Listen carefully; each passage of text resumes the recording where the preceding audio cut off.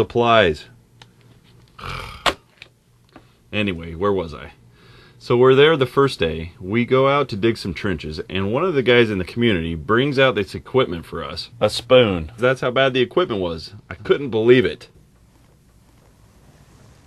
We started working on our first project, which was to dig some holes. But the first thing they brought out were these really, really old shovels, and I thought, there's no way these are going to work. So we're sitting there, we're busting our tails digging these trenches, and the whole time I couldn't stop thinking about this market we passed by that had brand new shovels. I couldn't believe the lousy equipment we were using, and believe me, I know what it's like to use bad equipment. So we all grabbed shovels and started working, and sure enough, the old shovels, they worked great. I still thought maybe we should buy some new shovels, and I brought it up to our team leader. But then he said, it's not about the equipment.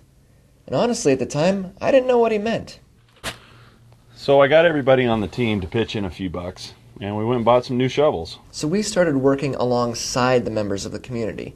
And through one of our translators, I had a conversation with a man named Jose. That's when I learned that this shovel that I thought was just old and beat up was actually a shovel given to Jose by his father. So it took a while to get to the market, but we finally got there.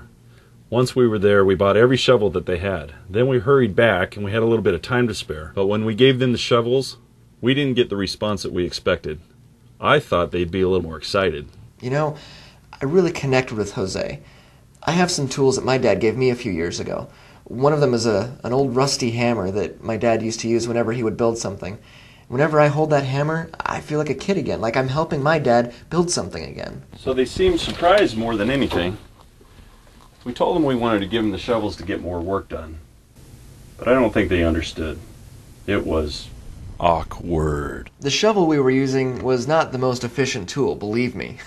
But then I also realized it's not about efficiency. It was about community. And these people were inviting us to be a part of their community. So as we're getting ready for dinner and church that evening, I asked one of the workers to come to church with us. He told me that only women and children go to church and that he didn't want to go. I wanted to talk to him about spiritual leadership, but it didn't seem like the right timing. After we were done working that day, I asked Jose if he wanted to go to church with me that night.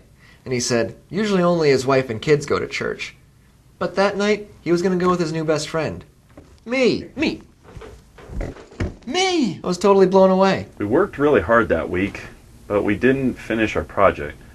I don't know if we did what we were supposed to, but hey, they got some nice shovels out of the deal. You know, I'm kind of like one of those old shovels. I don't understand the language, I don't understand the culture, and I'm not the most efficient tool God could use. But in His hand, even I can be used.